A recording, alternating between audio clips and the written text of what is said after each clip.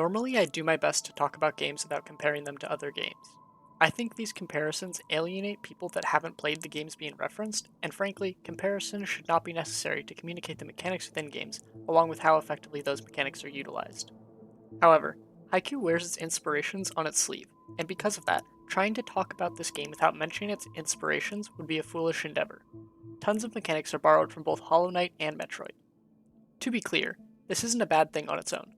By taking mechanics from various games, developers can improve on them and combine them with mechanics from other games, or create brand new mechanics that, when blended with borrowed mechanics, create something unique and help to push the medium forward. Where this can become a problem is when these mechanics are adapted, but the developers didn't fully grasp what made the mechanics good in the first place. I think the borrowing of mechanics is something that is essential to get right, because if it is done well, nobody will care if the idea wasn't wholly original. But if it's done poorly, people who have played the game with the better version will ask themselves why they are playing this game when they could be playing the superior version. Versions of how maps are unlocked, the chip/charm system, the ability to pogo off of enemies, and, to a degree, the healing system are all borrowed from Hollow Knight. In addition, all of the power-ups in Haiku are the same power-ups found in Hollow Knight, with the exception of the Morph Ball and Suit upgrades, which obviously come from Metroid. All of these function slightly differently than the equivalent in Hollow Knight, but I would argue that all of the changes made are at best neutral and at worst quite negative. The chip system limits specific types of chips to certain slots. So utility chips can only be used in green slots, offensive only in red, and defensive only in blue. On paper that doesn't sound too bad, as often in Hollow Knight I find myself unequipping utility charms before a boss fight, and if done right, this limitation could prevent the need to alter chips as frequently. But in practice, because there are so few slots of each type, you are incredibly limited in the builds you can make. And because of the restrictions on types of chips, you can't decide to become a glass cannon or very tanky. You will always be something in the middle because you have to have some offensive and defensive chips. Several chips also have nearly identical effects, which reduces the options even further.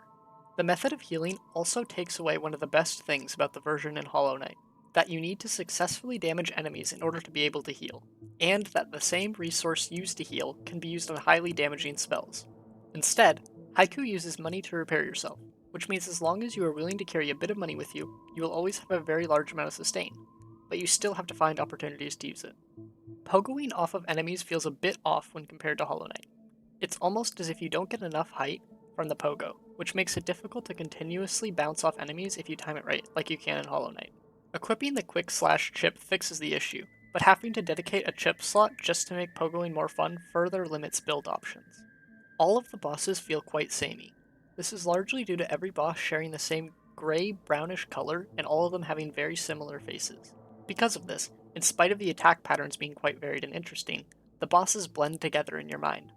Even most of the enemies, and many of the areas of the game, share the same gray-brownish color, which makes the areas of the game feel less distinct. Really, only the color of the background changes from area to area, which is something, but far from ideal. There's also an overheat system in the game that prevents you from spamming abilities like dashes and bombs. If you use too many abilities in quick succession, you'll be locked out of using abilities for a few seconds. I have mixed feelings about this system. On the one hand, it punishes you if you spam dashes in a boss fight. This makes it essential to manage your heat, which encourages you to position in such a way that you won't need to dash to dodge every attack. This also allows for upgrades to your cooling system, which allows you to use your abilities more freely, which feel like great finds in the world. On the other hand, it feels terrible when you're fighting a boss and mismanage your heat, and can no longer dash, and because of that are forced to take unavoidable damage. Now let's be positive for a bit. I really like the fast travel in Haiku. The train stations are spread out far enough that you still need to retread some old ground, and are given opportunities to find new secrets. But you will never need to travel more than a whole area of the map to get to a specific location, as the stations are spread out well. I also love that the train holds several different vendors that you will want to return to throughout your playthrough. It's as though the train is your hometown, but you don't need to backtrack to revisit it. The characters you meet throughout your adventure are cute, and I feel like they have their own motivations distinct from the player. It's fun to run into them in a new area and see what they are up to and say hi. One of my favorite choices made by the developers of Haiku is the absence of flat damage increases. This enables the player to explore the areas in any order they want, and that they won't find the encounters absurdly difficult just because they haven't found the right upgrade yet. Of course, some areas are easier than others, and there are ways to get stronger, like new chips, health upgrades, and finding more coolant. But if you like the look of an area, you are free to explore it right away.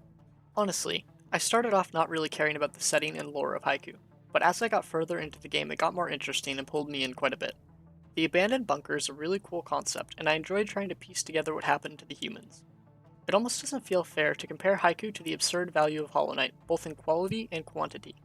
But unfortunately, I can't help but make that comparison because of how much Haiku takes from Hollow Knight.